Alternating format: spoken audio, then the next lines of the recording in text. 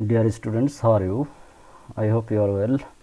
By the grace of Almighty Allah, I am also well. After a long time, I am with you. The class is designed for second year HSC level. So, I want to welcome you to my class. Today, at first I would like to introduce myself again, though you are well known about myself. This is Muhammad Inaruddin, Assistant Professor of English, Shohid Buddhijeevi Government College, Rajshahi. Today, I would like to discuss about narration. Though I have given many classes, more than one classes on narration in our classroom, physically we took the classes, but virtually I want to remind you again about the rules and system to complete the narration chapter. You know, there are two types of or two classification of narration. One is direct and other is indirect speech. That means indirect narration. Narration মানে উক্তি, কথা, বক্তব্য। এসব বিষয়গুলি আমি ক্লাসে আগেই আলোচনা করেছি, তবুও আরেকটিবার তোমাদেরকে স্মরণ করিয়ে দিতে চাই। এই ক্লাসটি শুধুমাত্র একটা রিভিশন ক্লাস, কারণ পরীক্ষার আগে তোমরা ন্যারেশনের উপরে আর কোনো ক্লাস পাবে না সম্ভবত, কারণ কিছুদিন পর হয়তো তোমাদের কলেজ খুলবে, সেখানে তোমরা ক্লাসে অ্যাটেন্ড করবে। সেখানে আমরা ওভারঅল কিছু ক্লাস নিব। তোমরা জানো যে এসএসসি এবং এইচএসসি দুটি বিষয়েরই সিলেবাস সংক্ষিপ্ত হয়ে আসছে, কারিকুলাম রিভিশন করা হয়েছে এবং সে অনুসারে আমরা সর্বোচ্চ 38 কর্মদিবস হয়তো পেতে পারি তোমাদের English second paper first paper মিলিয়ে। যারা পরীক্ষার্থী তাদের জন্য এই ক্লাসটি সরকার কর্তৃক ঘোষিত হবে। এনসিটিভি কাজ করছে, যতদূর জানতে পেরেছি এনসিটিভি মাউসী অধিদপ্তরে কারিকুলাম বা সংক্ষিপ্ত আকারে সিলেবাসটি জমাও দিয়েছে। সেক্ষেত্রে আমরা সে সিলেবাসের উপর ওভারঅল ক্লাস নেব। যেহেতু তোমাদের ক্লাসে ন্যারেশন সম্পর্কে বিস্তারিত আলোচনা করা হয়েছে, ফলে তোমরা যাতে বাসায় আবারও এই ন্যারেশনের বিষয়গুলি প্র্যাকটিস করতে উদ্বুদ্ধ হতে পারো, প্র্যাকটিস করার জন্য উৎসাহ পাও, সেজন্যই এই ক্লাসটি করার প্রয়াস। যাই হোক,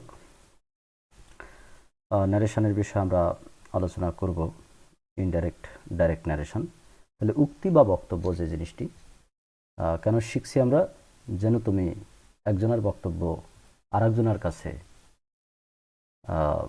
সুচারু রূপে সম্পূর্ণ সুন্দর করে স্পষ্ট করে উপস্থাপন করতে পারো। সে দক্ষতা যেন তোমাদের গড়ে ওঠে, সে দক্ষতা যাতে অর্জিত হয়, সে কারণেই ন্যারেশনের বিষয়টি তোমাদের এই সিলেবাসে অন্তর্ভুক্ত করা হয়েছে। এবং তুমি একজনের সরাসরি কথা আর একজনের কাছে রিপোর্ট করতে পারো, যার কারণে এটাকে কিন্তু বলা হয় ইনডাইরেক্ট রিপোর্টেড স্পিচ। মানে যে কথাটা তুমি রিপোর্ট করছো সেটাকেই কিন্তু বলা হচ্ছে রিপোর্টেড স্পিচ। আমি একটি কথা বললাম, এটি হলো আমার সরাসরি কথা। তৃতীয় পক্ষ বা তৃতীয় ব্যক্তি তোমাকে এসে বলল, ইনার স্যার কি বলল, তুমি আমার কথাটাকে তোমার মুখের ভাষায় তোমার মতো করে তার কাছে যেন ভালোভাবে উপস্থাপন করতে পারো, সেজন্যই কিন্তু এই নারেশন করার যে প্র্যাকটিস সেটি করতে হবে। কারণ তুমি যেন বক্তব্যকে ক্লিয়ার রূপে তোমারটা এবং অন্যের কাছে উপস্থাপন করতে পারো, সে দক্ষতা আশা করি এই ন্যারেশনের মধ্যেই অর্জিত হবে। তাহলে ডাইরেক্ট এবং ইনডাইরেক্ট ন্যারেশনের বিষয় তোমরা এসএসসির আগে থেকে, হাই স্কুল থেকেই কিন্তু জেনে এসেছো।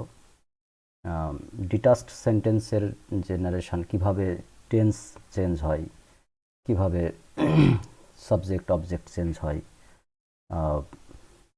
রিপোর্টিং ভার্ব, রিপোর্টের স্পিচ, এগুলি সম্পর্কে তোমরা কিন্তু এসএসসির আগে থেকেই, হাই স্কুল লেভেল থেকে সব জেনে এসেছো। আমরাও ক্লাসে আলোচনা করেছি, যারা ক্লাস করেছো তারা নিশ্চয়ই জানো। তো সেক্ষেত্রে আমি বলবো যে এই ডিটাচড সেন্টেন্সের ওপরে আর আলোচনা করে সময় নষ্ট করার কোনো কাজ নেই। আমরা সরাসরি প্যাসেজ ন্যারেশন দিয়ে একটা প্র্যাকটিস করে আজকের ক্লাসটা খুবই সংক্ষিপ্ত আকারে শেষ করতে চাই। তাহলে আমরা প্যাসেজ ন্যারেশন দেখব, কারণ আমরা ডিটাচড ন্যারেশন কিন্তু এর আগে করেছি, এবং প্যাসেজ ন্যারেশন কীভাবে করতে হয় সেটিও ক্লাসে হয়েছে, এবং এ বিষয়ে ক্লাস আমার মনে হয় হয়েছে। এখন আমরা একটা প্যাসেজ ন্যারেশন করব, যেন তোমরা আবারও এই কোশ্চেন আইটেমটা বাসায় প্র্যাকটিস করতে পারো, সেই সাথে যেন আবারও মনে পড়ে যায় যে ন্যারেশনগুলো কীভাবে করতে হয়। তাহলে চলো একটা পড়ে দেখি। Where do you like to go, sir? asked the ticket seller. কল্পনা করো তুমি স্টেশনে আসো এবং দেখছো একজন টিকিট বিক্রেতা। Where do you like to go, sir? জনাব, আপনি কোথায় যেতে চান, কোথায় যাবেন, এই কথাটি জিজ্ঞাসা করলো। Cox's Bazar, replied the stranger. একজন আগন্তুক বা স্টেশনে ঘুরছে এমন একজন মানুষ, সে উত্তর দিল কক্সবাজার। তাহলে দুজনের বক্তব্যের মাঝে তুমি কিন্তু নেই, তুমি তৃতীয় ব্যক্তি হিসাবে দাঁড়িয়ে আছো। স্ট্রেঞ্জার এবং ticket seller, there are two persons here, and you the third person hearing the or listening the speech of two persons. That means one is ticket seller and the other is stranger. Stranger মানে আগন্তুক। তাহলে এই দুজনের মধ্যে কথা হচ্ছে এবং এই দুজনের কথা তুমি শুনছো। What do you like to go, sir? asked the ticket seller. Cox's Bazar, replied the stranger. আগন্তুক উত্তর দিল যে কক্সবাজার যেতে চাই। How many tickets do you need? আপনার কতগুলো টিকিট দরকার? এটি কি বললো তোমাকে ভাবতে হবে, কল্পনা করতে হবে এবং বুঝতে হবে। I will buy 5 tickets. আমি 5টি টিকিট কিনব। এটিও তোমাকে ভাবতে হবে যে এটি কার কথা। নিশ্চয়ই এটা স্ট্রেঞ্জারের কথা, যে তিনি বলছেন যে I will buy 5 tickets. Take these tickets. এই নিন আপনার টিকিট। They will cost 3,000 টাকা। এই টিকিটগুলোর দাম 3,000 টাকা। শেষে বলে দিয়েছে সেড টিকিট সেলার। শেষের অংশে সেড দ্য টিকিট সেলার দেখে আমরা বুঝতে পারবো আগের কথাটি ছিল টিকিট সেলারের। That means they will cost 3,000 টাকা। টেক দিস টিকিটস, এই দুটি কথা আমরা বুঝতে পারি যে টিকিট সেলারের কথা।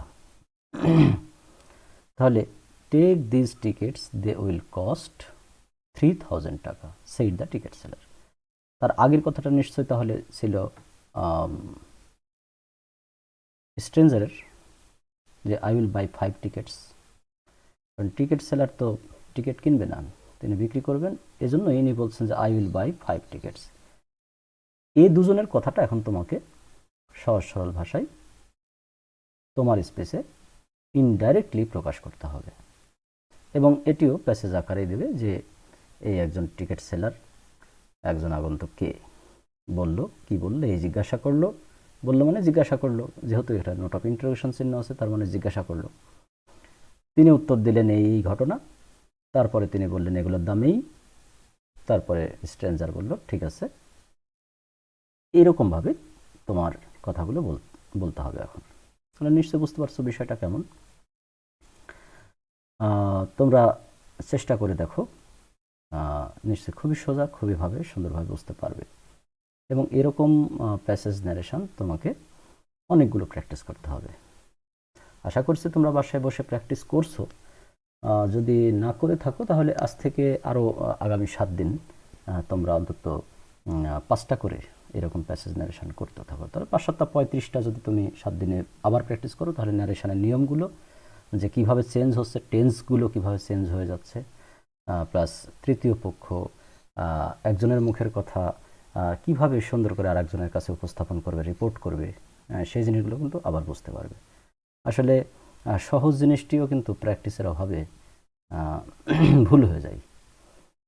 তুমি ভুলে যাচ্ছ, এটা তোমার দোষ না, তোমার দোষ হলো তুমি প্র্যাকটিস করছো না। প্র্যাকটিস করলে অটোমেটিক্যালি কিন্তু তোমার মনে থাকবে এবং মনে হবে। এবং এই প্যাসেজ ন্যারেশনের এই 5টি মার্ক অত্যন্ত সহজে তুমি কিন্তু পরীক্ষার খাতায় করতে পারবে এবং সহজে পেয়ে যাবে মার্কসটা। একটু পরিশ্রম করার অভাবে, একটু প্র্যাকটিস করার অভাবে কিন্তু তুমি 5টা মার্কস হারাবে, সেক্ষেত্রে তোমার রেজাল্টটা খারাপ হয়ে যাবে। এজন্য একটু কষ্ট করে 7 দিন হয়তো 5টা করে করলে, তারপরে হয়তো এই আইটেমটা কয়েকদিন অফ রাখলে, অন্যান্য আইটেম করলে, তাই না? এখন এভাবে তুমি যদি করতে থাকো তাহলে কিন্তু সবগুলো আইটেমের উপর তোমার প্র্যাকটিসটা থাকলেও, দখলটা থাকলেও তুমি পরীক্ষার হলে করতে পারবে। যেহেতু তোমাদের সরাসরি ক্লাস এখনও হচ্ছে না, আরও কিছুদিন তোমাদের ওয়েট করতে হবে, ফলে বাসায় অনেক হাতে সময় আছে, এই সময়টা কাজে লাগাও, এই সময়টা করো। এমন তো না যে পড়ার বেশি চাপ হয়ে যাচ্ছে তোমাদের। আমাদের ক্লাসগুলোও আমরা সংক্ষিপ্ত রাখার চেষ্টা করি, কারণ তোমাদের অনেকগুলো ক্লাস করতে হয় অনলাইনে, স্ক্রিনে, মোবাইল বা ল্যাপটপের পর্দায় তোমাদের চোখটা থাকে। অনেক সাবজেক্টের অনেক ক্লাস যেহেতু দিনে তোমাদের করা লাগে, আমরা বুঝি তোমাদের কষ্টটা, আমাদেরও কষ্ট হয়, কারণ আমরাও এই প্রসেসের সঙ্গে অভ্যস্ত হয়ে গেছে এবং এটাই আমাদের দীর্ঘদিন করতে হচ্ছে। এবং আমাদেরও চোখের অবস্থা খুব একটা ভালো নাই, কারণ এই পর্দা ক্লাস তৈরি করা, ক্লাস নেওয়া, ক্লাস রেকর্ড করা বা সরাসরি নেওয়া, যেটি বলো, ফলে আমরা চেষ্টা করছি এখন ক্লাসগুলোকে সংক্ষিপ্ত আকারেই রাখার এবং তোমাদের প্র্যাকটিসের মধ্যে দিয়ে নিয়ে যাওয়ার। আশা করি আমাদের মেসেজটি বা আমাদের চাওয়াটা তোমরা বুঝতে পারবে এবং তোমরা সেই অনুপাতে বাসায় প্র্যাকটিস করতে থাকবে। তো এইটা উত্তরটা কেমন হতে পারে দেখো, আমরা ইনডাইরেক্টলি বললে কেমন করে বলতে পারি সেটা দেখে নিই। The ticket seller asked the stranger. Ticket seller stranger বা আগন্তুককে জিজ্ঞাসা করলো রেসপেক্টফুলি, যে ছাড় বলা হয়েছে যার কারণে রেসপেক্টফুলি কথাটা জুড়ে দিয়েছে, কোনো অংশ যেন বাদ না যায় ন্যারেশনের, এটুকু লক্ষ্য করবে যে সব অংশের কাজ সব অংশ যাতে হয়। তাহলে the ticket seller asked the stranger respectfully where he liked to go. He মানে এই যে ব্র্যাকেটে এস দিয়ে বোঝানো হয়েছে যে স্ট্রেঞ্জার, যে কোথায় সে যেতে চায়, মানে কোথায় স্ট্রেঞ্জার যেতে চেয়েছিল, ওখানে যেতে চায়, এখানে যেতে চেয়েছিল। এটা টেন্সটা পরিবর্তন হয়, এটা তোমরা জানো এবং এখানেও বুঝতে পারলে নিশ্চয়ই। The ticket seller asked the stranger respectfully where he like to go. The stranger replied that he like to go to Cox's বাজার। স্ট্রেঞ্জার উত্তর দিল যে তিনি কক্সেস বাজার যেতে চেয়েছিলেন বা যেতে চান। এই যে he, that means stranger, like to go to Cox's Bazar. The ticket seller asked the stranger, ticket seller আবার তাকে জিজ্ঞাসা করলো, কি এগেনও দিতে পারো এখানে। The ticket seller asked the stranger again how many tickets he needed, যে তার কতগুলো টিকিট দরকার। হি রিপ্লাইড দ্যাট, হি মানে এখানে নিশ্চয়ই স্ট্রেঞ্জার, তোমরা বুঝতে পারছো। He replied that he would buy 5 tickets, তিনি উত্তর দিলেন যে তিনি 5টি টিকিট কিনবেন। The ticket seller told him, ticket seller তাকে বললেন টু টেক দোজ টিকিটস, ওই যে ইম্পারেটিভ সেন্টেন্স হলে টু দিয়ে মূল ভার্ব দিয়ে ইনফিনিটিভ করে সেটি করতে হয়, সেটা তোমাদের বলেছি, তোমরা জানো। The ticket seller told him to take those tickets, this tickets আছে, ওই বলেছিল, আমরা পিছনে যাই দেখতে পাবো, আমরা পিছনে গেলে দেখতে পাবো যে এইখানে যে I will buy 5 tickets take these tickets, these থাকলে রিপোর্টেড স্পিচে গিয়ে কিন্তু ইনডাইরেক্টে গিয়ে দোজ হয়, আমরা জানো। টেক দিজ টিকিটস মানে এই নেন আপনার টিকিট, বা এই টিকিটগুলি নেবেন, মানে তখন যখন আমরা চলে আসলাম এইখানে, তখন কিন্তু বলা হচ্ছে যে the ticket seller replied that he would buy 5 tickets, the ticket seller told him to take those tickets, এই যে দোজ, বুঝতে পারছো নিশ্চয়ই। হি অ্যাডেড দ্যাট, তিনি আরও বললেন যে, বা আরও যোগ করলেন তার কথার সাথে, দে উড কস্ট 3000 টাকা। দে মানে ওই টিকিটগুলোর কথা বলছে, টিকিটগুলোর দাম দে উড কস্ট 3000 টাকা, এগুলোর দাম হলো 3000 টাকা। তো dear students, surely you understood the matter, and I hope you will take it seriously, and you will practice this question item, so that it will be easy for you in your examination hall.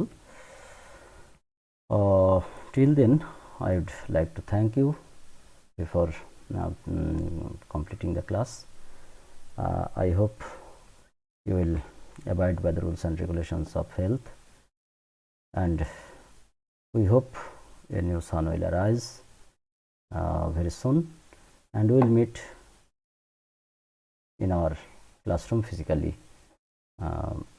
Till then, be safe and sound. Thank you, everybody.